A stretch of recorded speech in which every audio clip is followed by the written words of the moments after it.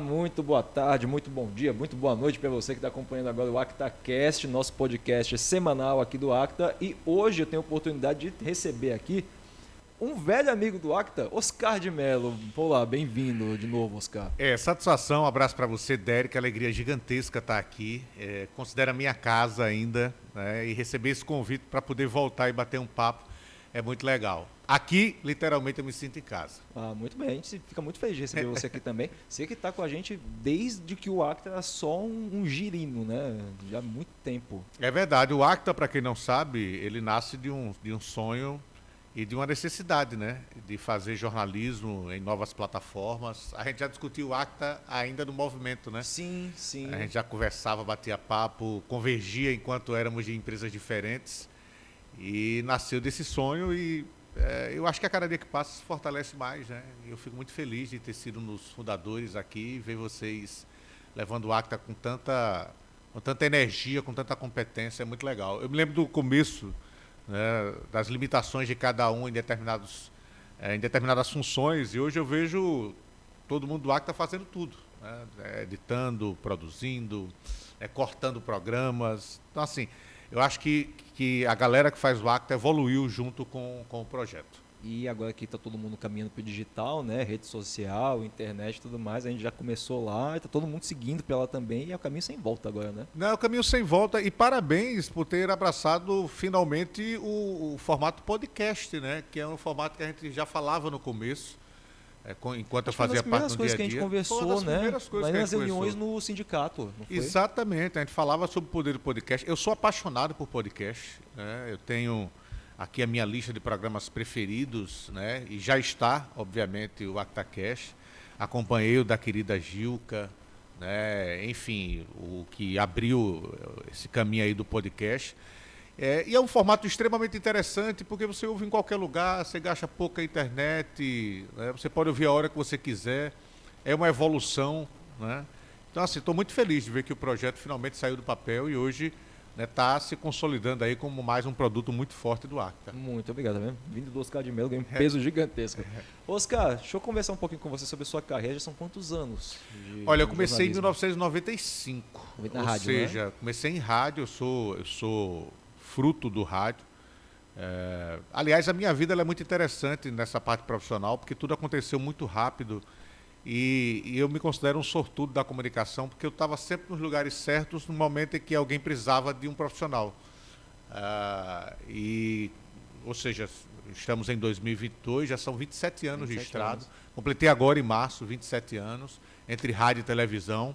É um caminho já longo, né? Eu me sinto ainda muito jovem, com muita disposição, com muita vontade de fazer comunicação, mas ao mesmo tempo eu me sinto também muito experiente, muito vivido nisso, né? Já passei por tudo que você imaginar na comunicação, mas já são 27 anos de estrada. Comecei no rádio, meio que sem querer, depois é que fui para a televisão, mas já tem uma estrada aí considerável, Derek. Mas você sempre quis trabalhar com comunicação ou aconteceu? Se for Não, foi sem querer, apareceu, né? Então... sempre quis. Eu sempre soube o que eu queria fazer, né? Tanto que foi o primeiro vestibular que eu fiz na minha vida.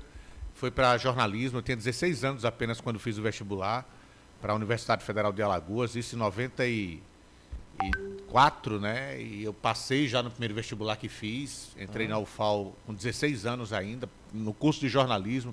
Eu tinha essa vontade, né, de fazer comunicação. Então, assim, sempre soube, nunca duvidei do que eu queria fazer. As dúvidas eu tinha com relação ao futuro da profissão, né? Você fica meio cismado, né? Você procura saber sobre o mercado de trabalho, verdade. Mas assim, sobre o gostar, sobre a profissão em si, eu nunca tive dúvidas. Eu queria ser jornalista, eu queria ser comunicador, estava no sangue. Nunca imaginei fazer rádio e TV. Eu sempre me imaginei nos bastidores, eu sempre gostei muito de escrever. Me imaginei em redação. Sério? O rádio ele aconteceu sem querer na minha vida, a televisão também sem querer na minha vida, né? Mas como foi isso? Porque geralmente ao contrário, eu me lembro que quando eu entrei no curso, eu e os colegas, praticamente todos, a gente pensava, não, TV. Depois que eu comecei a estagiar num site, foi que eu me apaixonei pela internet, pelo webjornalismo. Já você foi no caminho inverso, você queria fazer texto e foi parando. Como foi essa transição? Eu me lembro muito bem como foi que aconteceu, porque eu já estava engajado em movimentos estudantis na época, já trabalhava né, no jornal que existia na Universidade Federal de Alagoas, ou seja, eu já escrevia, mesmo estando no primeiro ano do curso de jornalismo. E um dia eu estava conversando com um colega jornalista, o Edmilson Teixeira, que na época estudava comigo jornalismo, ele já era radialista, estava fazendo o curso de jornalismo, e ele disse, olha, eu acho sua voz tão legal, você nunca pensou em fazer rádio não? E eu disse, rapaz, nunca pensei não. Aí ele perguntou, você gosta de esportes? Eu disse, sou apaixonado por esportes, né? Torcedor fanático do Centro Esportivo Alagoano, aquele de estar em estádio desde muito novo e tal. Eu disse, poxa, é uma oportunidade. E aí eu comecei indo dia de sábado para o estádio da Pajuçara, o antigo estádio da Pajuçara, que não existe mais, que era o campo do CRB, acompanhar os jogos amadores de futebol que existiam na Pajuçara. E eu me lembro que a primeira vez que eu fui, eu estava muito nervoso, eu anotei o que eu tinha que falar. Era uma participação, eu era muito novo. Aí eu tinha que entrar e dizer a escalação do time e tal. E aí fui no primeiro sábado e gostei. Eu disse, olha que legal, cara, gostei do rádio, achei interessante o rádio, achei dinâmico o rádio. Aí fui na segunda, né, oportunidade, e na terceira já estava mais solto, né?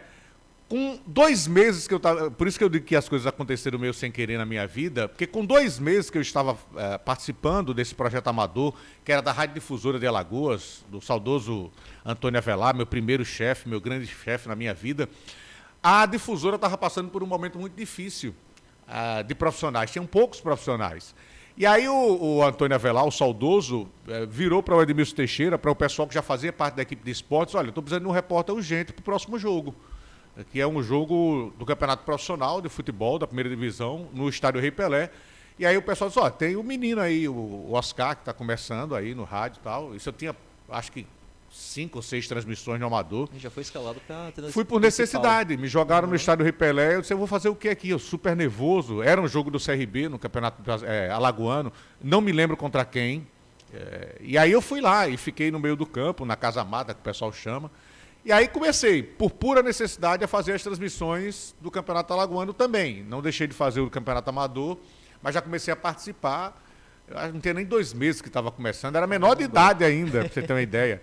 Né? E foi aí que o rádio começou na minha vida. E aí foi muito rápido, muito, muito, muito. Eu acredito que eu desenvolvi muito rápido no rádio. E aí, com pouco tempo depois, já comecei a fazer setorismo aqui no futebol. Para quem não sabe o que é setorismo, é você acompanhar ou um time ou a Federação Alagoana de Futebol. No meu caso, foi a Federação Alagoana de Futebol. Depois tirei as férias do Costa Cabral, fazendo o dia a dia do CSA.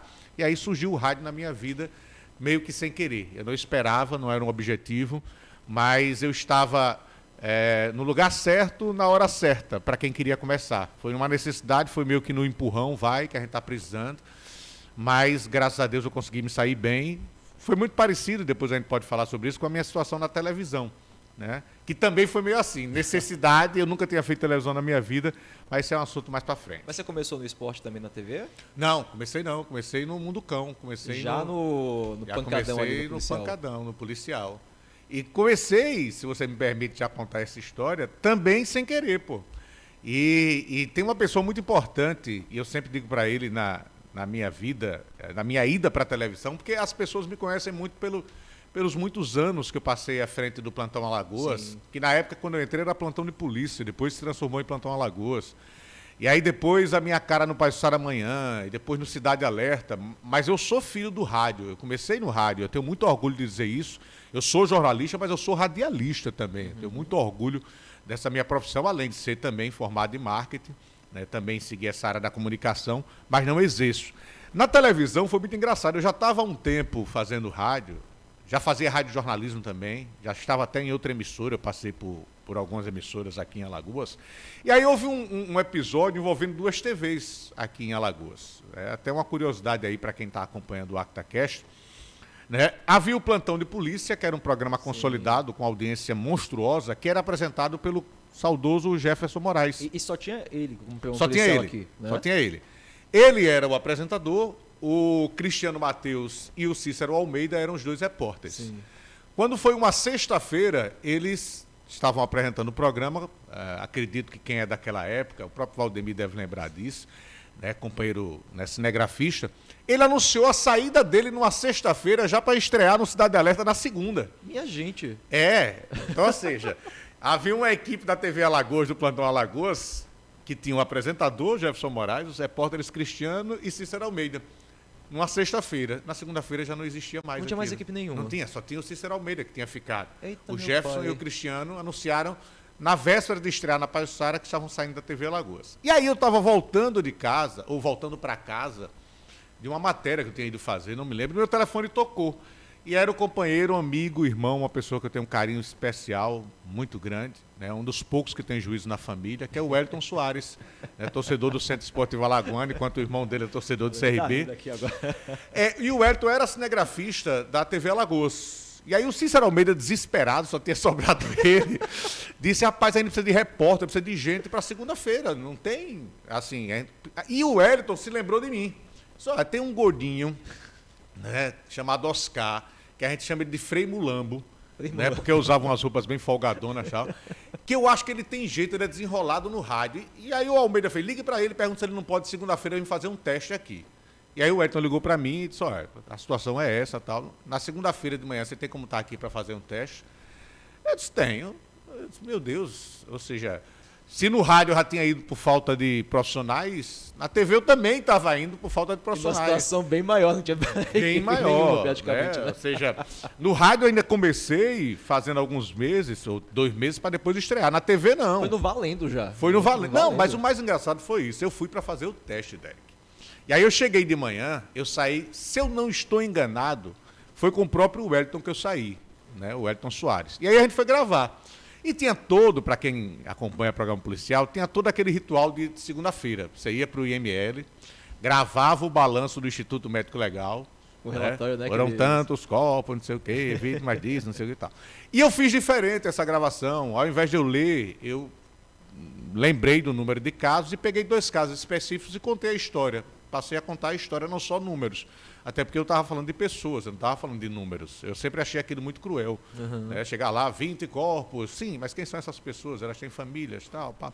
E aí eu tentei humanizar nessa primeira gravação, e aí já fui gravar outra coisa, e aconteceu um acidente, eu fui gravar. Tudo isso eu fui gravar para ser avaliado.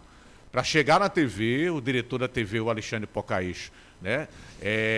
Olhar lá e dizer, esse menino tem futuro, esse menino presta, esse menino não presta. É o que a gente chama de piloto, né? É o piloto.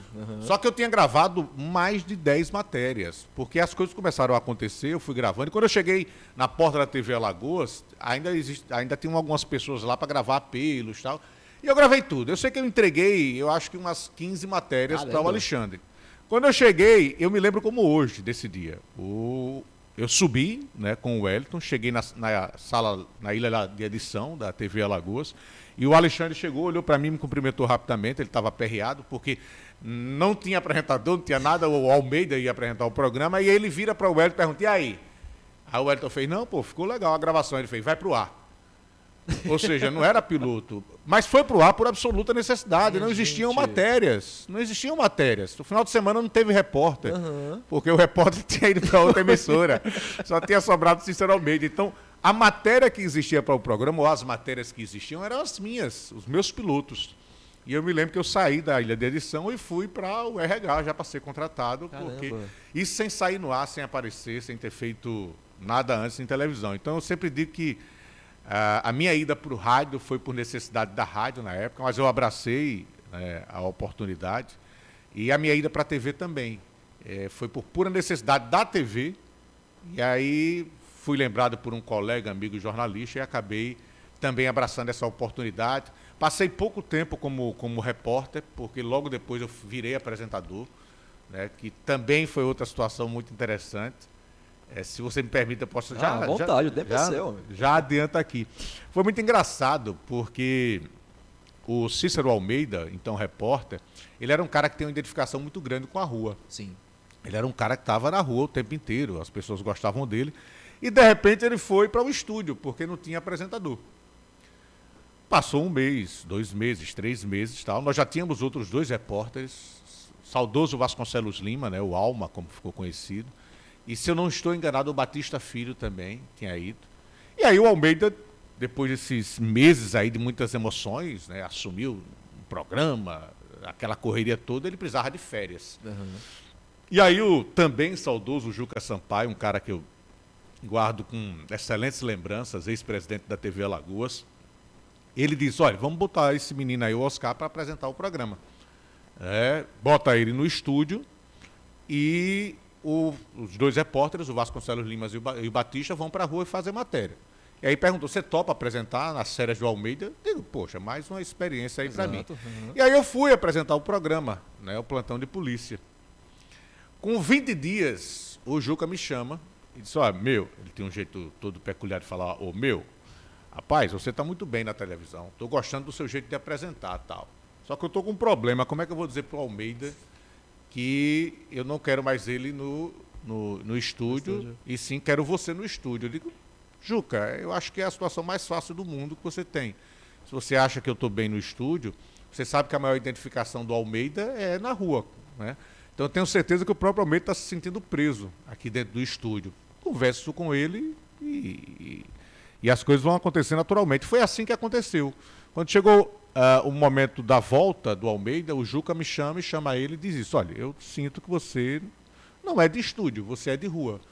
Você é identificado com o povo na rua. E ele se saiu bem apresentando. Então, eu tenho uma proposta para você, Almeida. Obviamente, se o Almeida não quisesse, ele era o titular. Eu queria que você voltasse para a rua para fazer as matérias e eu deixaria o Oscar apresentando no estúdio. Viraria apresentador. E aí foi muito interessante a reação do Almeida na época. Ele fez, poxa, era tudo que eu queria, eu me sinto preso no estúdio. Eu gosto de estar no dia a dia, na rua, conversando com as pessoas. Situação, né?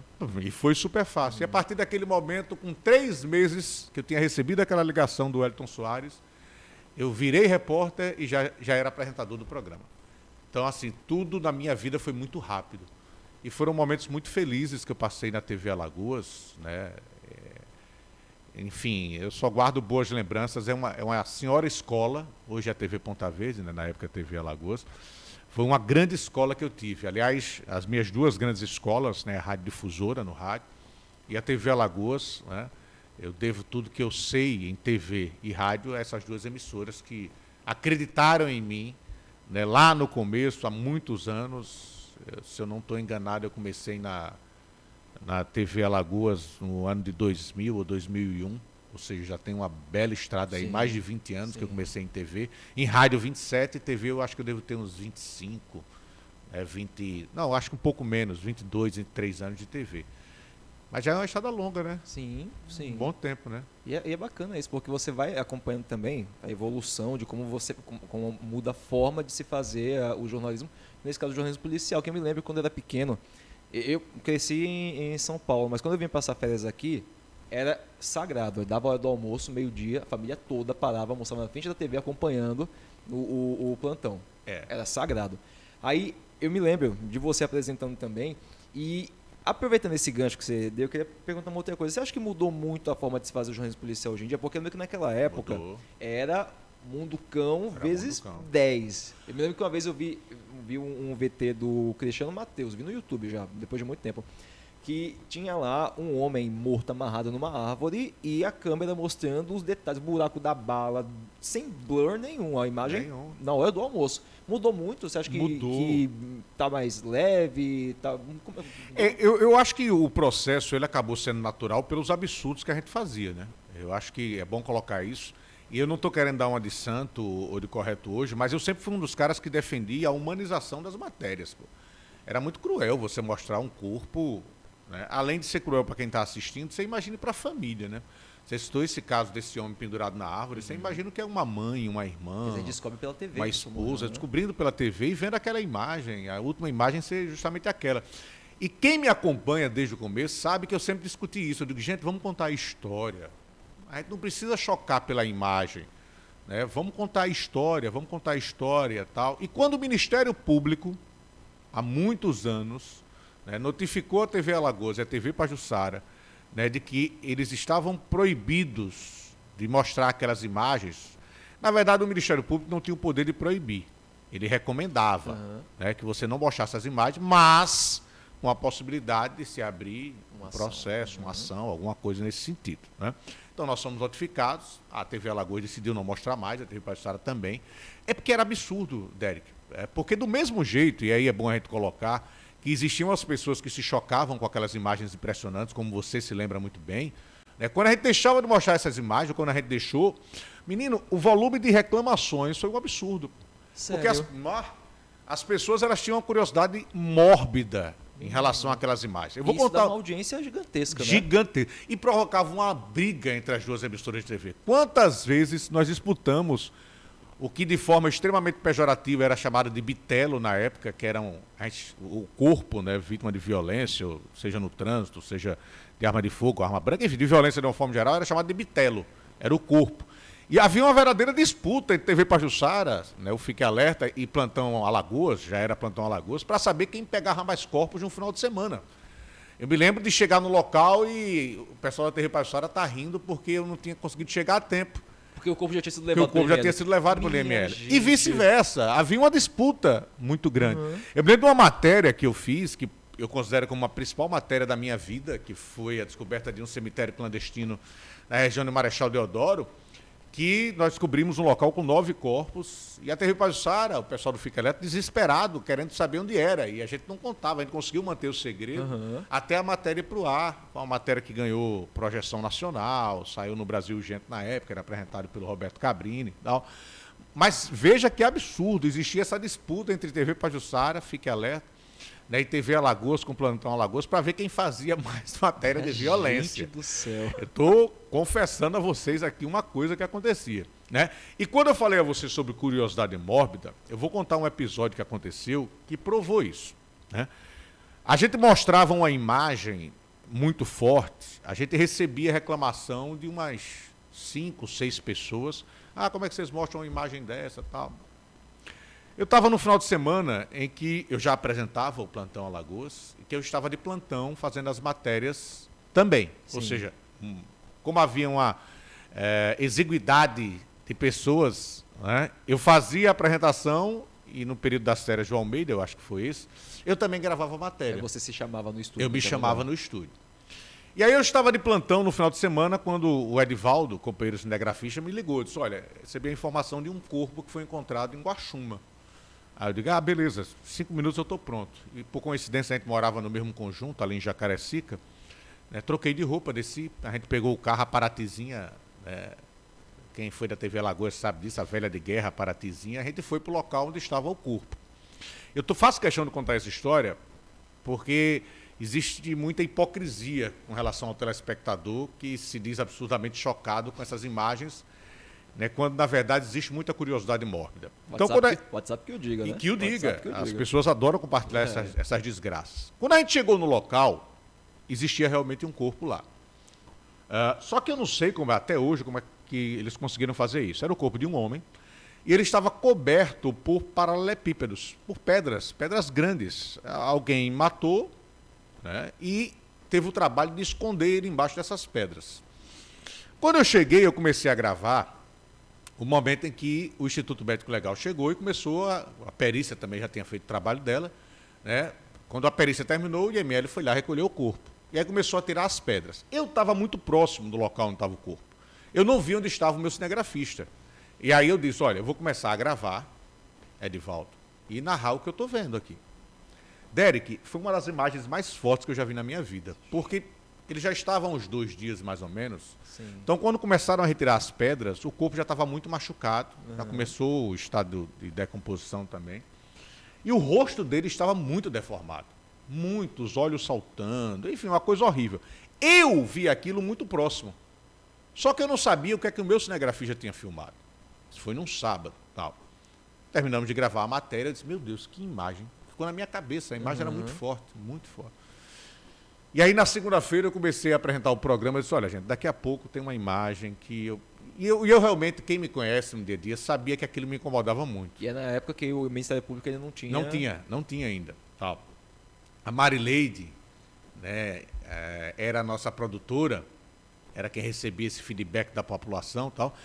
A imagem que eu tinha na cabeça era aquela imagem muito forte, do corpo lá, todo machucado, já em estado de decomposição. Eu não sabia o que o Edivaldo tinha feito. Não sabia qual era a imagem, se ele tinha fechado no rosto do cara, tal.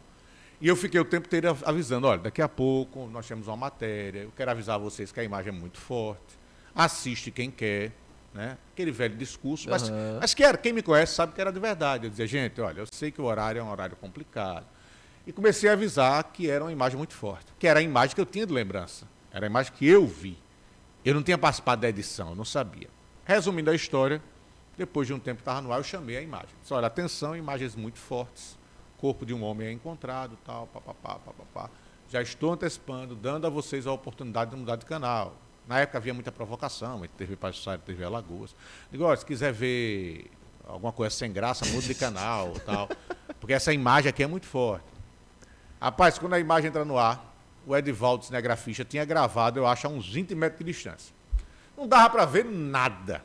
Só um monte de pedra lá embaixo e o formato de um corpo. Ou seja, todo o estardalhaço que eu tinha feito, da imagem chocante, que foi o que eu tinha visto, estava muito próximo da imagem, ele não tinha filmado. Porque ele tinha filmado de longe. E eu não sei até hoje porque ele filmou de longe. Porque ele já tinha filmado outros casos de violência. Da bala, né? Já tinha filmado o buraco. Até hoje eu não sei o porquê ele filmou daquela distância. Por que eu estou contando tudo isso? Quando a gente mostrava uma imagem muito forte, nós recebíamos, em média, no máximo 10 ligações lá para a produção reclamando da imagem. Como é que vocês mostram uma coisa dessa? Isso é desnecessário. Nós recebemos nesse dia mais de 100 ligações reclamando porque nós tínhamos prometido uma imagem forte e não tínhamos mostrado. Então, assim, as pessoas estavam vidradas esperando aquela imagem que o Oscar tinha prometido. E aquela imagem não foi para o ar. E o povo não existia aquela. Porque não tinha o cadáver na tela. Exatamente. Meu pai do céu. Então, naquele dia, eu tive a certeza de que existe uma curiosidade mórbida das pessoas. Né? As pessoas reclamavam das imagens, mas não deixavam de assistir. E você citou agora há pouco que as pessoas hoje compartilham imagem de desgraça como quem compartilha aquela flor que a mamãe manda pra gente toda manhã. E às vezes chega de repente, você não tá esperando, você abre a foto, menino. Ou é a foto ou o gemidão que pega a gente sempre despreparado. É bom quando é o gemidão, porque não tem um corpo lá estatelado a ver. É bom, nada que faz uma vergonha danada. Mas assim, foi chocante, Derek, ver a reação das pessoas, sabe? O pessoal ficou chateado mesmo, ficou pé da vida. E reclamou, e pior que eu não tinha o que fazer, porque eu não tinha imagem. Exato. Eu não tinha aquela imagem. A imagem que tinha era na minha cabeça. Eu não tinha imagem feita pelo Edivaldo. Mas foi um período bem interessante esse, depois de um tempo... Essa matéria mesmo que eu citei, do cemitério, eu me lembro muito bem que essa matéria ela virou uma matéria nacional. E do jeito que a gente fez a matéria, a gente mandou para o Brasil Gente. Sim. E eu mediu aqui na TV local, a gente mandou para lá. Uhum. Era uma matéria gigante, quase uma hora de matéria, porque a gente mostrava a gente procurando o local, chegando no local, e aí a gente procurando os corpos, e a gente tem informação de 2 corpos, eram 9 no total. E então assim, virou uma história grande, né? Uma história longa.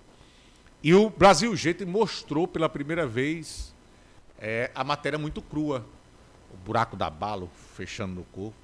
E o companheiro Roberto Cabrino foi extremamente hipócrita, né, quando ele deixou durante 5 minutos aquela imagem terrível no ar, e depois ele pediu para cortar, porque não concordava com aquele tipo de imagem. Já estava 5 minutos do ar a imagem, ele deixou rolar. Foi 5 minutos para incomodar. Aí depois de 5 minutos é que incomodou a ele, né? Mas era mundo cão mesmo. Não era fácil, não. Rapaz. Me chocava enquanto apresentador, imagine para quem não estava no dia a dia. Mas, com certeza. Mas eu acho que o mais impressionante é isso que você falou, porque a gente vê muito, como eu comentei agora há pouco do WhatsApp, a galera recebe essas imagens, a galera compartilha essas imagens. Teve uma vez que eu me lembro que um desses grupos chegou a imagem da pessoa morta, foi um acidente de trânsito. Um rapaz morto na estrada, alguém filmou, aqui fulano, seu filho morreu, não sei o quê. E entra naquilo que você falou, que às vezes a família não está sabendo, descobre porque circulou nos grupos da cidade, e hoje em dia circula muito rápido nos grupos do WhatsApp da cidade, e acaba sabendo por outra fonte que não, a polícia, que não é IML, acaba sendo muito é muito cruel. Cruel, é traumático para a família, não? Uma situação dessa. Eu particularmente, quem me conhece, quem convive comigo sabe que eu sou particularmente contra qualquer tipo de divulgação nesse sentido. Eu não divulgo, eu não repasso, eu não gosto de receber. Eu acho que as pessoas às vezes esquecem que por trás de uma imagem ou de uma história, que às vezes é vexatória para quem está participando, existem pessoas, Sim. existem histórias. Eu me lembro muito bem de um episódio que me incomodou demais, que foi o episódio daquela... Eu acho que ela é mineira, não me lembro, da manicure, que foi flagrada pelo marido em um motel com com outro homem, que me parece que era o primo do marido, enfim. Tá, meu pai. E o marido chegou filmando, e aquilo ganhou a repercussão nacional. Tal, e as pessoas compartilhavam aquilo rindo, sem sequer se importar de que a vida da mulher estava comprometida, tanto que depois a própria imprensa divulgou que ela teve que ter auxílios do colégio, ela teve a vida totalmente modificada por causa daquilo. Era um problema pessoal dela, do marido e do rapaz lá, que acabou ganhando uma dimensão nacional, e as pessoas achavam graça na desgraça das pessoas. A gente estava falando da dissolução de uma família. E aí você recebia lá, o corno flagrou a meretriz, tal, xingando a mulher lá, enfim. Óbvio que eu usei outra palavra que não foi utilizada pelas pessoas, destruindo a vida delas. E as pessoas nem aí. Uhum. E isso sempre me tocou demais, Derek, porque qualquer um pode ser vítima disso. Qualquer um pode ser vítima de um parente ou de um conhecido que faleceu de forma trágica, e você guardar uma imagem extremamente forte como última imagem daquela pessoa porque circulou. Ou, de repente, uma coisa pessoal minha, né, ganhar uma super exposição, como no caso dessa manicure em nível nacional. Ou aquele caso do mendigo também. O caso do mendigo, gente, aquilo é um absurdo. Que agora ele virou celebridade da internet. Cara, como nós somos banais. Uhum. Como nós somos banais. O cara expôs a mulher como quis, ela teve que se esconder, foi se internar numa clínica, porque a vida dela virou do avesso, né? Ainda bem que ela teve o apoio do marido, né? O personal não separou dela, mas o Brasil todo... E outra coisa, é a história que o pessoal contou, né? A primeira versão é a que vai ganhar força, de repente a gente não sabe o que é que estava por trás daquele episódio, hoje já tem uma ideia melhor, mas como você disse, a gente passou a endeusar o mendigo, pô. Até apartamento o cara ganhou no Rio de Janeiro. É investidor de Bitcoin hoje em dia. Para com isso, isso é muito banal, é surreal. A gente criminalizou a mulher e vitimizou o rapaz lá. Enfim, isso me assusta muito, sabe? Você tem a impressão de que nas redes sociais as pessoas estão pensando cada vez menos, tentando interpretar cada vez menos, que é só um negócio pronto para poder viralizar, poder compartilhar, não se discute mais, é só impõe sua vontade a isso. Você tem essa visão também? Mas não tenha dúvida disso. E hoje existe o chamado fetiche da velocidade. Hoje as pessoas estão preguiçosas para ler qualquer coisa. Hoje, para quem faz jornalismo mau caráter, para quem é safado, virou um prato cheio, porque você, através de uma manchete, você informa hoje. Muitas pessoas se informam apenas pela manchete. E a gente sabe que uma manchete ela pode ser manipulada sem ser mentirosa. Ela pode ser tendenciosa, né? Então, as pessoas, elas, além de viverem os seus nichos, a gente hoje vive uma polarização política muito grande no Brasil. Sim. Então, assim, o cara acaba se restringindo àquele grupo dele ali, ele só recebe informações que interessam a ele, seja para valorizar ou vangloriar em quem ele acredita. Você fecha uma bolha, né? A questão da bolha, acho que o termo é esse mesmo, né?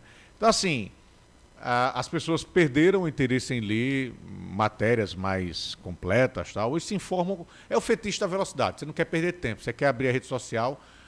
Não à toa, pesquisas mostram que boa parte da população hoje se informa pelas redes sociais, pelo Instagram e pelo Facebook. Para muitas pessoas, ou para uma parcela considerável da sociedade, são as fontes de informação que ela tem no dia a dia dela. Ela acorda, a primeira coisa que ela vai ver é o Instagram, se curtir a foto dela, e de repente aparece um destaque de uma notícia para ela, questão da bolha, do nicho dela. E às vezes ela nem abre a matéria, só vê a foto. Exato. E eu vejo isso no Instagram do Acta, rapaz. Muitas vezes a gente posta lá. Você tocou essa semana no episódio, eu não me lembro, que você falou alguma coisa e você disse depois, você comentou até no Twitter, eu lhe acompanho, que a mulher tinha entendido errado uma coisa que você postou. Foi um caso recente da mãe do menino, da madrasta do menino que jogou ele da janela do quarto andar no Benedito Bentes, que a justiça converteu a prisão dela em flagrante preventiva. E que alguém foi lá e disse que você tinha informado que ela teria sido solta, né? Um monte de gente achou que a mulher estava solta. Chegou o pessoal que leu a matéria, o título estava claro, mas no texto estava muito explicadinho, mas o pessoal, gente, ela está presa, ela não está solta. O pessoal, só mudou o regime de prisão. Foi. Mas o pessoal jurava que ela estava solta, porque não está lendo, as pessoas não estão lendo mais. É preguiça, né? Mas isso, às vezes, é utilizado de forma maldosa por alguns veículos de comunicação. Eles sabem que a população lê ou veículo de comunicação ou uma parcela da sociedade criador que de quer. conteúdo. Criador de coisas, conteúdo, tal. Hoje é mais e para quem já percebeu essa característica da população, isso é um verdadeiro prato cheio. Você consegue manipular as pessoas através. Você não mente ali na manchete, mas você consegue moldar para que as pessoas tenham um entendimento que é o que você quer que ela tenha, favorável ao que você pensa, né? Mas é assustador isso. Muito. Pensar que a gente está caminhando nesse caminho sem volta das redes sociais, é imaginar como é que a gente vai estar daqui a uns 5, 6 anos. Nem precisa nem 10, 20, daqui 5, 6, nesse ritmo que a coisa está. Do pessoal lendo cada vez menos. Eu espero que esteja melhor, sabe? Você acha que vai? Derek, Melhor? eu não sei. Eu a todo tempo eu fico esperando que as pessoas tenham um choque de realidade e que parece que não vai chegar nunca. Porque eu acho que nós já estamos muito próximos do ápice. Me diga, assim, pensando de forma fria, no que a gente pode piorar? Rapaz, sempre dá pra cavucar mais, pra achar mais fundo no poço. Não, com certeza. Até sair do outro lado, até sair na China, a gente vai cavando mais. A gente tem a Deep Web aí, que tende a ganhar cada vez mais espaço, né? As profundezas aí da internet. Mas eu não sei, sinceramente, o que é que a gente pode piorar. Eu acho que a gente já está chegando perto do ápice. Acho que como sociedade já chegou num nível muito baixo, né? É interessante, né? Que o ápice é o contrário, né? O ápice vale, é um vale, nesse caso. A gente está chegando muito próximo das profundezas. Do inferno. E eu não sei do que a gente pode piorar mais, sinceramente. Então, assim, eu espero que essa nova geração aí, sei lá... É porque eu sou de uma geração diferente. Eu sou de uma geração que é analógica e teve que aprender no digital. É diferente da geração da minha filha de 19 anos e a minha outra filha de 13. A minha filha de 13 já nasceu no digital. Hoje eu pego a minha filha digitando alguma coisa no celular, eu morro de inveja. Eu, às vezes, estou querendo fazer um tipo de postagem, eu peço a ela para fazer para mim. Faz aqui, pai, vá. Por quê? Senão, porque eu não sei fazer isso. Eu não sei, e ela vai lá com toda a habilidade, com 13 anos, né? Que a minha filha mais nova tem 13 anos. Ela vai lá e posta aquilo, ou seja, é uma geração totalmente digital. Rapaz, você falou agora, a minha sobrinha, ela tem 1 ano e 3, 4 meses, ela já usa o YouTube, sabe mudar vídeo, sabe passar pro lado do vídeo. Ela pega o celular do meu cunhado e fica lá mexendo no YouTube. Que a gente às vezes se passa ainda, né? As crianças já nascem assim. E para o pai é uma beleza, né? O que é um grande problema, né? Isso é um grande problema. Né? Isso desumaniza, às vezes, a relação entre pai e filho, né? Exato. E hoje em dia você quer acalmar uma criança, entrega um celular a ela, um tablet a ela, alguma coisa. Você fica lá tomando a sua cervejinha, ou dirigindo, ou fazendo alguma coisa, e o menino tá lá. É um mundo de bita. O que é que tem mais aí? Os bolofofos. Essas coisas. Assim, quando você poderia aproveitar esse tempo e estreitar ainda mais a relação pai, mãe e filho, né? Com certeza. É meio assustador isso. Mas, cara, deixa eu voltar um pouquinho para a sua carreira, que você falou lá no comecinho agora, nessa parte da conversa sobre o jornalismo mau caráter e tudo mais. E é uma curiosidade que eu sempre tenho, quando a gente tem a oportunidade de conversar com um colega jornalista aqui, é sobre tapete. Já puxaram seu tapete? Muito. Ainda tem tapete para puxar tanto que puxar? Rapaz, eu acho que tem. Porque eu acho que tem gente que nasceu para ser ruim. Sabe, Derek? Existe muito... Como em toda e qualquer profissão, você vai ter o bom profissional e vai ter o profissional ruim. Você vai ter o profissional competente e você vai ter o profissional conveniente. Você vai ter o profissional que vai alcançar o sucesso por méritos próprios e você vai ter profissional que vai alcançar o pseudo-sucesso pela desgraça dos outros. Ele precisa derrubar você para conseguir Ele precisa pisar na cabeça de alguém para chegar lá. Então a gente tem diversos exemplos aí de pessoas com caráter lá embaixo, né? E que viveram a vida inteira e que a essa altura da vida não vão mudar mesmo, né? Tentando alcançar os seus objetivos, puxando o tapete dos outros. Isso não me deixa triste, isso não me incomoda, porque isso para mim só desmascara as pessoas que fazem isso. A minha vida inteira foi marcada por muito trabalho, por muita luta. Quem convive comigo sabe que eu sou um cara muito de grupo, muito de abraçar os meus companheiros, de abraçar projetos coletivos, né, em detrimento a projetos pessoais. É porque essa profissão da gente, Derek, no jornalismo, ela tem um componente que nem todas as pessoas sabem conviver, que é a questão da vaidade. Então, assim, principalmente quem é de televisão, ou quem foi de televisão como eu, você também, a gente tem a nossa imagem, ou tinha a nossa imagem todos os dias na tela das pessoas, e aquilo, para muitas pessoas, é um componente de vaidade impressionante. Você ser reconhecido na rua, as pessoas falarem com você. A vitrine da TV, A vitrine da TV. Né? E aquilo mexe com o ego de muita gente. Sim. Tem gente que se acha extremamente importante por causa disso, coisa que eu nunca... Não à toa, meu apelido era Frei Mulambo, né? Me recuso a sair do vídeo. Já ouvi, me recuso a sair do vídeo. Já ouvi isso. Então, assim, não à toa que, como eu disse, eu sou chamado de Frei Mulambo, porque eu sou um cara que no dia a dia não me importo com a roupa.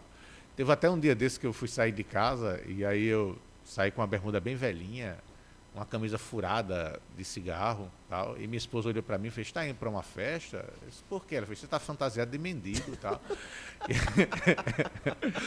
Então, assim, eu sou um cara extremamente largado no meu dia a dia e tal.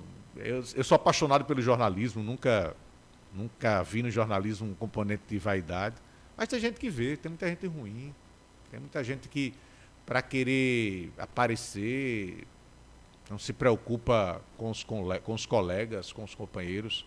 São pessoas extremamente egoístas. Mas, como eu disse, em toda a profissão. Acho que na nossa, repito, ela é mais grave por esse componente. Como existe uma exposição, existe também a vaidade. E acaba ficando visível também para o público, né? Que é a história, hoje em dia, principalmente com rede social, que o povo fica sabendo, circula rápido a informação, e você vê não ao vivo, mas você vê no vídeo, o tapete foi puxado, o tapete sendo puxado algumas vezes no ar. Não, é verdade.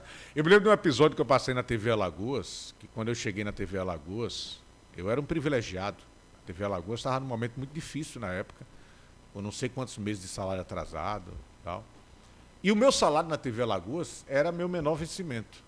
Eu estava com salário atrasado também, 6, 7 meses, porque eu tinha meus comerciais. Então, assim, eu não passei dificuldade, eu sobrevivia com os comerciais. Obviamente que eu queria os meus 6 meses, 7 meses de salário atrasado. Eu trabalhei, eu tenho que receber, né? No caso ali era CLT, carteira assinada. E eu me lembro que eu cheguei um dia e eu fui chamado pelo Alexandre, né? O Alexandre, o que eu brinquei, o Pocaeixo, né? Amigo e irmão também, cara que eu só guardo lembranças boas lá da TV Alagoas, um amigo que eu levei para a vida também. Ele disse: olha, Oscar, isso era 9 horas da manhã, o programa estava no ar meio-dia. E ele me chama e diz: o pessoal não quer botar o programa no ar, não, porque é uma forma de protestar aí. Tipo o que aconteceu com a Manchete na época que estava exato, fechando, né? Tipo assim, não vai ter, eu não tenho a certeza, acho que era uma quinta-feira, então teria a quinta e a sexta ainda. E aí ele fez: e aí, todo mundo vai parar? Mas todo mundo fez: então eu vou parar também, o programa não vai para o ar hoje. E aí eu me lembro dos companheiros se mobilizando ali e tal, o pessoal se juntou, só não vai pro ar o programa. Não vai pro ar o programa. E o Juca, na época, presidente da TV, ficou desesperado. Porque ele tinha os compromissos comerciais dele e tal, e a gente dizia: gente, pelo menos dê uma perspectiva, vou pagar 1 mês, vou pagar 2. A partir desse momento eu vou pagar 2 meses até a gente pagar o que está atrasado aí e tal. Eles não explicavam não por que estava atrasado. Nada, um problema difícil, dava um vale para os funcionários, era uma situação extremamente humilhante para os funcionários da TV Alagoas naquela época. Vamos parar? Vamos parar. Poxa, tenho que estar com o meu povo, meu povo do dia a dia. Sim, sim. Tal. Você tem que ter no mínimo um espírito coletivo, né? Esquece um pouquinho a tua vida e pensa na coletividade, pô. E aí uma pessoa foi chamada pelo Juca e disse: olha, tu bota o programa no ar hoje. E essa pessoa convia com a gente no dia a dia. E a pessoa disse: não, eu boto. E aí o Juca conseguiu contratar algumas pessoas de fora, de produtora, para fazer o corte, né? Colocar as matérias no ar e tal. E o programa foi para o ar com essa pessoa esses 2 dias. Que história familiar. E depois, pronto. E depois a empresa chamou as pessoas, fez um acordo lá e a gente voltou na segunda-feira normal. Mas, tipo, era um momento em que todo mundo estava ali passando por um sufoco e essa pessoa, eu não vou citar nomes, acho que nem vale a pena, ela pensou na oportunidade que ela estava tendo de apresentar, né? E, se eu não me engano, foi a primeira vez que ela apresentou um programa desse. Depois foi presenteada, premiada, né, pelos seus esforços pró-empresa, né? Uhum. Tanto na TV Alagoas como depois em outra emissora. Mas esse é só um exemplo de que não existe para muitas pessoas o espírito coletivo. O cara está preocupado com o próprio umbigo. né, com o que Porque ele todo pode mundo alcançar. Ele também estava perdendo, né? Creio eu. Tava sem receber também, não Eu tava? não sei se ele tinha salário, eu confesso que eu não sei se ele tinha salário. Mas no mínimo ele devia dizer, poxa, eu convivo todos os dias com esse cara tá passando fome, pô. Uhum. Esse cara tá sem receber, tá com a luz cortada e tal. Em momento nenhum ele pensou nisso. Porque um movimento ele só é forte quando ele é abraçado por todos. A partir do momento em que começa a haver fissuras, né, você perde o alicerce, a força do movimento ali e tal. E a gente estava num movimento extremamente justo ali dentro da TV Alagoas. Quem trabalhou na TV Alagoas sabe que esse foi um período muito difícil da TV, de material técnico extremamente escasso. Eu me lembro que existia uma câmera para tudo, para gravar comercial e para gravar matéria. Então, A câmera que é pé externo usava no estúdio também. Tudo. Então, assim, era um momento muito difícil e a atitude daquela pessoa, para mim, não surpreendeu, porque eu já tinha ouvido coisas sobre ela. Só fez confirmar de que era uma pessoa que não estava preocupada com os outros, estava preocupada com o dela, né? Caramba. Isso a gente vê demais aí. Sim, você estava contando agora, foi exatamente o que aconteceu em 2019. No período da greve, a gente viu isso acontecendo. Ali é olhos vistos, a gente estava ali, via a pessoa chegando, saindo, enfim. E ninguém é obrigado a participar de um movimento, Exato, né? exato. Mas eu acho que diz muito sobre a pessoa. Exato. Mas como você falou também, tava todo mundo ali no mesmo barco, todo mundo perdendo de alguma forma, né, nessa história, e você vê, né, o pessoal que, enfim, não vale a pena comentar que já foi também, mas de fato é triste essa situação das pessoas que, pô, isso aqui tá todo no momento mais fraco, agora é a hora de eu subir, né? E você imagina se isso tivesse sido abraçado por todos? Você não teria nem como montar novas equipes, né? Isso custou o emprego de muitas pessoas, né? Custou. E também teria o custo porque teria que chamar gente de fora. Como teve gente de fora que foi chamar de outros estados. Teve gente que não aceitou, mas tem gente que veio também. Exatamente. Né? Mas é isso, é da vida. E às vezes você leva uma pancada dessa, uma porrada dessa, e você percebe que o mundo ele é muito maior do que aquilo que você está acostumado ali, sabe? Para mim não foi tão difícil porque o maior aspecto que existia lá, obviamente, era o salarial. E o fato de eu ter um emprego e gostar do que eu fazia. Salário por salário a gente consegue outro emprego depois que sai. E eu nunca fui vaidoso. Então, para mim, estar no ar ou não estar no ar, não era questão de vaidade, era questão de gostar. Eu sempre gostei muito do que eu fiz. Mas aí você acha novos caminhos. Eu acho que às vezes... Acho não, a vida dá uma porrada em você, uma rasteira em você, para depois você se levantar, se limpar e dizer, peraí, pô, existe vida fora isso. Sim. Né? E a gente se reinventa. Eu tive que me reinventar aos 43 anos, 42 anos. Né? E, sinceramente, não me arrependo 1 centímetro. Mas faria tudo de novo. Acho até que faria mais. Somente sabendo o futuro. Aí é que o cara faria mais. Sim, sabendo como ia terminar. Com mais prazer ainda, né? Damos 2 passos a mais pra frente, né? Exatamente. Oscar, me diz uma coisa. Você passou pela rádio, você passou pela TV, por você estar na área do cerimonial na prefeitura. São 3 áreas que lidam muito com comunicação, sempre em contato com o público, sempre falando com pessoas e tal. Tem diferença muito grande entre uma e outra? Claro, tem óbvio que no rádio não tem câmera, no cerimonial você não tem, mas uma diferença de comunicação, na forma de comunicar. Tem. Para mim, o mais completo de todos é o rádio. O rádio, se eu sempre perguntar, Oscar, qual a sua grande escola, eu vou dizer é o rádio. Ainda mais o rádio que eu fiz, que era o rádio esportivo, que é 100% improvisação. Sim. E o radiojornalismo também. Isso é uma característica que é muito bacana de quem passa pela rádio, é o poder de pensar rápido. Exatamente. E improvisar e trazer informação e segurar as pontas quando não tem material. Né? E aqui sempre houve uma distinção muito grande entre rádio e TV.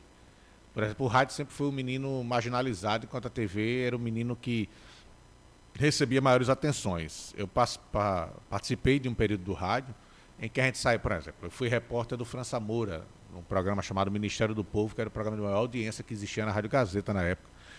E eu saía sem produção nenhuma, pô. Eu saía pra rua, vá atrás de matéria. Né? E aí você tinha que aprender a procurar a matéria, a produzir, fazer rádio escuta, ouvir outras rádios para saber o que estava acontecendo e tal. Na TV já é uma coisa mais formal, você já tem uma produção maior por trás. Tem mais mãos em cima de cada material, né? Exato, existe um gesso maior, o teleprompter, né, às vezes, apesar de que eu nunca gostei, usei muito pouco na minha vida, teleprompter. Né? E o cerimonial não, aí já é uma coisa extremamente diferente, é formalidade pura, né? É gostoso de fazer, eu acho muito interessante. Às vezes você tem que fazer cerimonial para pessoas que você não gosta, Então você tem que exercitar Profissional. também o profissionalismo. Né? É interessante, já aconteceu comigo. De eu ter que chamar pessoas que eu não suportava. Assim, plano de tal. Fulano de tal, a vontade que dá, colocar o pé para ela tropeçar. Mas você tem que ser profissional. A linguagem é muito diferente. Mas assim, se você me perguntar, eu acho que eu só consigo fazer cerimonial hoje com a desenvoltura que eu consigo fazer em TV, porque lá atrás eu comecei no rádio e muitas vezes eu cheguei de manhã para a Rádio Gazeta, me lembro, eu disse, o que é que tem hoje? Não tem nada, vai para a rua. E eram 5 horas de programa. Você tinha que passar 5 horas procurando coisa. E você vai rodando pela cidade. Rodando pela cidade. Tudo que acontecia você tinha que reportar, um buraco, um protesto. Você liga de manhã os jornais, de repente você procurava alguém para entrevistar e você já ganhava mais tempo. E eu não fiz só externa, eu fiz também estúdio. Então, já aconteceu de eu passar 5 horas apresentando um programa de rádio sem nenhuma pauta anterior. E hoje eu acho interessante, Derek, você pegou essas duas vertentes. Eu acho interessante que na época não existia internet no começo. Quando eu comecei no rádio não existia internet. Ou a internet era muito incipiente. Sim. Então hoje eu vejo alguém dizer, não vou conseguir trabalhar porque não tem internet. Eu olho assim. E no caso do Acta ainda justifica, porque a transmissão é pela internet.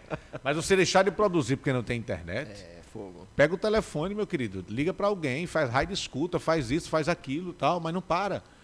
Eu me lembro de grandes colegas jornalistas na redação, preparando material para mim na máquina de escrever, ligando para fulano, ligando para fonte, tudo tal, não existia internet na época. Essa facilidade de você entrar em 10 sites de notícia, montar um programa inteirinho, Sim. Entregar uma pessoa lá, ou você ter na sua frente a tela de um computador e você saber de uma chacina que aconteceu do outro lado do mundo, né, um pronunciamento do presidente, alguma coisa que o prefeito ou o governador, né, acabou comentando. Na minha época não tinha não, pô. Era 100% raiz, pô. E assim, e que escola? Porque você chegar para uma pessoa e dizer, você tem 5 horas aqui para frente para ir para a rua, quando eu estava na rua, e se vire, vai atrás de alguma coisa. Ou você ter 5 horas dentro do estúdio e dizer, segure. Segure aí, cara. Mas não tem entrevistado, não tem nada, não tem. Você tinha 3 jornais na mão, né? Eu me lembro que na época que circulava o jornal Gazeta, era Tribuna de Alagoas, e o jornal, finado jornal. Uhum. E você tinha o que mais? Um rádio velho para você fazer rádio escuta. Você tinha um cara que atendia o telefone ao seu lado, ou uma mulher. Enfim. E era o que você tinha, pô. E a gente fazia 5 horas de programa. E fazia com conteúdo, com qualidade. Isso é mais importante, ficar só enchendo linguiça no ar. Não. Né? Aí o cara joga você num ao vivo de TV, pô. Você com uma bagagem dessas. Olha, você vai ter 3 minutos para segurar. Só? Me dê Vamos mais. lá, pô. Me dê mais aí, não tem problema não. Vocês já viram que eu gosto de conversar, gosto de falar. Então, assim. Isso é muito bom, pô.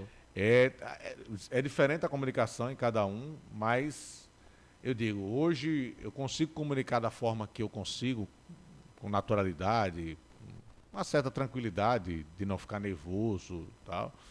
Sentir o frio na barriga, sinto, obviamente, todo mundo sente. Diz que quando você deixa de sentir o frio na barriga, você perdeu o tesão. Fernanda Montenegro diz isso, né? Se você parar de sentir um frio na barriga com as coisas que você vai fazer, é melhor você não fazer mais, você perdeu o tesão, né? Mas tudo devo ao rádio. O rádio é a minha grande escola. Oscar, e hoje a vida tá menos corrida do que era antes, quando tava naquele pique do Hard News todo dia, no ar, ao vivo, na rádio. Você fazia rádio, fazia rádio, depois fazia TV. Hoje dá para respirar um pouquinho mais? Dá para respirar, dá para pensar em outras coisas, né? Não sei, eu já sou um senhor, né? Já não tenho mais o pique de antigamente. Brincadeira, né? Eu tenho muita vontade, muita disposição, pique aí para fazer. Fala na flor da idade? Estou na flor da idade ainda, né? Completei agora recentemente 46 anos. Mas eu não sei. É bom para descansar um pouquinho, mas daqui a pouco eu queria que o ritmo voltasse a ser apertado de novo, sabe? Você gosta do gosto, batidão, né? Eu gosto do dia a dia, eu gosto da comunicação ali em tempo real. Quem sabe, né? A gente está aí com esses projetos em mãos. Por questões éticas, me afastei um pouquinho. Mas não deixei de fazer. Eu me afastei um pouco. Né? Em breve espero voltar a fazer. Se Deus quiser. Você sente falta do jornalismo esportivo também? Sinto muita falta do jornalismo esportivo. Mais do policial, do hard news ou do esportivo? Rapaz, eu vou dizer, acho que do esportivo. Porque é mais leve, você Você mexe um pouquinho também com as suas sensações enquanto torcedor. É difícil falar, Derek. Eu gosto de tudo. Eu gosto de tudo. O esportivo porque é mais leve. Né? O hard news, você em algum momento vai ter que trabalhar com dificuldades ou com problema de outras pessoas. Né? No esportivo você vai chorar a derrota de alguém, num jogo de futebol, ou numa transmissão de outro esporte. Vai tirar onda do time adversário. Vai tirar onda do time adversário. Apesar de que eu fiz um caminho diferente da maioria dos profissionais de jornalismo esportivo, porque desde o começo eu assumi o time que eu torcia, ou que eu torço, obviamente, né? Isso me trouxe muitos problemas também. Né? Nunca fui imparcial, né? Como as pessoas, aliás, nunca fui parcial, perdão, como as pessoas diziam, você é muito parcial, você só puxa sardinha para o seu time. Não, pelo contrário, pelo fato de eu torcer por um time e fazer jornalismo esportivo, toda vez que o time estava mal, eu era muito mais crítico ao time, porque aquilo estava me machucando enquanto torcedor.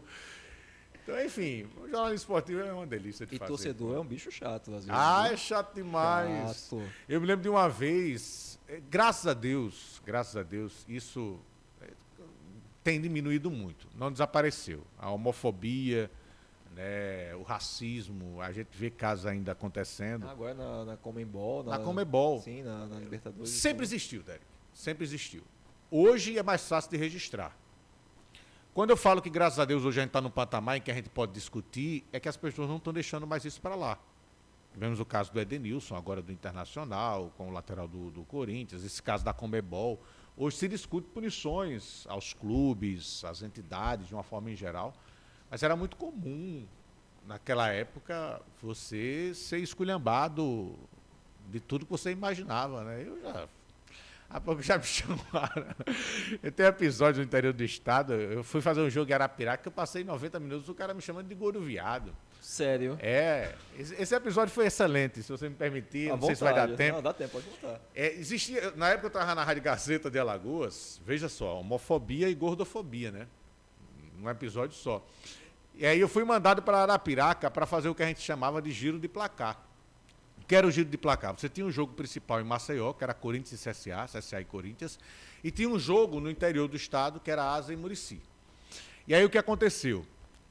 Foi Asa e Murici ou foi Asa e Miguelense? Eu acho que foi Asa e Murici. O Arivaldo Maia estava narrando o jogo CSA e Corinthians. E eu fui mandado para Arapiraca para acompanhar o jogo entre Asa e Murici. Eu fiquei na Casa Mata, que é o local central do estádio ali, tem um túnel que sai, o túnel dos árbitros ali e tal. E como é que funcionava? O Arivaldo Maia chegava lá e dizia 5 minutos de bola rolando, e no placar CSA 1, Corinthians 0. Aí eu entrava de Arapiraca. Aqui em Arapiraca, 5 minutos do primeiro tempo. Segue Asa 1. Aí você não narrava, só 0. passava o placar. Passava o placar. Ou quando saía gol, gol! Aí isso aqui em Arapiraca, fulano de tal, marca. Agora Asa 1, Murici 0. CSA jogando com o Corinthians, e meu coração estava em Maceió, obviamente, eu sou azulino, nunca escondi de ninguém. CSA faz 1-0. Quando o CSA faz 1-0, o estádio estava lotado, o Coraci da Mata Fonseca. Eu não comemoro, Derek. Eu fecho a mão só. Fechei a mão. Como assim? Fechei meu punho assim, nem balancei direito, né, o punho. Um torcedor do Asa viu. Puxa! Viu? Até aí tudo bem. O Asa faz 1-0, aí eu, gol! Aí o Arivaldo, gol de quem? Eu disse, aqui em Arapiraca, fulano de tal, marca. Agora Asa 1, Murici 0. Isso a torcida foi ao delírio, né? E aí quando foi diminuindo a animação da torcida, né, eu estava sentado no meio, na Casa Mata, eu ouço o cara dizendo, gordo viado, ô gordo viado, gordo viado, ô gordo viado. Eu não olhei para trás, porque eu não sabia que era comigo, né? O companheiro Alberto Lima estava por outra emissora de rádio, sim, toca em mim e faz, eu acho que ele está te chamando. E aí eu me viro, quando eu me viro, o cara olha para mim e diz, é você mesmo, gordo viado. Comemora agora o gol do Asa, como você comemorou do CSA? Eu digo, meu Deus, o cara viu fechando a mão. Meu amigo. Sério, Derek. Derek, daí pra frente a minha vida foi um inferno. Esse cara não me esqueceu mais. Era gordo viado, ô gordo viado, gordo viado. O jogo inteiro, Começou a chover, disse, eita, gordo viado se lascou, agora tá todo molhado, se arromba, gordo viado, não sei o que, gordo viado. Ai, que bicho chato. Deu um intervalo e veio, gordo viado, vou chupar uma laranja e volto já. Aí saiu. Aí quando foi começar o segundo tempo, eu disse, gordo viado, voltei, viu, tô aqui, viu. Gol do Viário. Isso já estava 4-0 pro Asa. Ou seja, ele já tinha comemorado, acho que a tara dele era me esculhambar. Foi pra lá só pra isso, né, pelo jeito. Mas ele tava com muita raiva de mim. Tava com muita raiva. Só por causa Só porque eu fechei a mão. Meu Só porque eu fechei a pai. mão. E aí veio o ápice da situação. Acho que eram uns 40 minutos do segundo tempo. O Asa já ganhando de 4-0. O juiz faz uma besteira lá e ele não gostou do que o juiz fez. Não gostou. Aí ele começou a esculhambar o juiz. Juiz ladrão, filho daquilo, vai se lascar, tome no lá. Menino, eu aprendi um novo dicionário de palavrões com aquele cara. Um vocabulário totalmente novo para mim. Eu disse, meu Deus. Amigo. Não, mas eu estava feliz, porque ele tinha me esquecido. Desviou o foco, né? Desviou o foco, ele começou a esculhambar o juiz. E aí, a situação era assim, eu sentado e o cara aqui, juiz ladrão, vá tomar naquele lugar, seu filho da não sei o quê, você parece que é irmão do gordo viado. Aí eu disse, rapaz, eu não acredito, bicho. Aí eu me virei aqui pra ele e falei, rapaz, pelo amor de Deus, bicho, foi mal. Vou parar. Parar aos 45 do segundo tempo. O jogo já acabou. O jogo já acabou. Eu sei que encerrou o jogo, ele fez, moço. Aí eu me virei, só queria pedir desculpa aí e tal, peguei pesado com você, mas é porque... Eu disse, não, deixa pra lá, tal, Mas passei, essa foi uma de muitas situações que eu já passei no rádio, né? Até de o cara esquecer a minha pessoa, começar a esculhambar o juiz e no final perceber que ele não tinha me esquecido, né? Ele só queria... Ou seja, para esculhambar o juiz, ele... Usou você para esculhambar o juiz. Meu o juiz era irmão do gordo viário. Gente. Mas assim, essa é uma de muitas histórias que eu passei no futebol. Acho que é por isso que o futebol é fantástico, ele mexe com a paixão das pessoas. Então, assim, foram muitos. 27 anos aí. Eu acho que desses 27, pelo menos 20 eu fiz esporte. Mesmo quando eu estava na TV, eu fazia esporte no dia a dia, quando eu entrevistava os colegas jornalistas esportivos que iam. Ou seja, eu não estava no estádio fazendo o jogo, mas eu estava no dia a dia do esporte. Então, o esporte sempre foi uma paixão especial na minha vida. Que bom, que massa. Oscar, pena que a gente não tem mais tempo para contar mais histórias, mas você sabe que aqui é sua casa, a gente ama você. Sempre quiser aparecer por aqui, bater um papo com a gente, é sempre muito bom receber você aqui no Acta. Satisfação, alegria minha estar aqui no Acta, é minha casa, eu adoro o projeto, adoro vocês, né? Tenho certeza que o Acta só tem a crescer, em breve de casa nova. Enfim, aqui eu me sinto em casa, tenho absoluta certeza disso. E se tem uma pessoa que gosta de bater papo, de contar história, sou eu. O dia que precisar é só me chamar, Derek. Satisfação grande estar aqui com vocês. A porta está sempre aberta. Muito obrigado mais uma vez, viu? Valeu, galera. Gente, o ActaCast vai ficando por aqui. O Lucas Malafaia não está comigo hoje, mas volta no próximo programa. Você acompanha o ActaCast no YouTube e também no Spotify. Siga a gente lá para não perder nenhum episódio. Muito obrigado pela sua companhia e até o próximo ActaCast. Tchau, gente.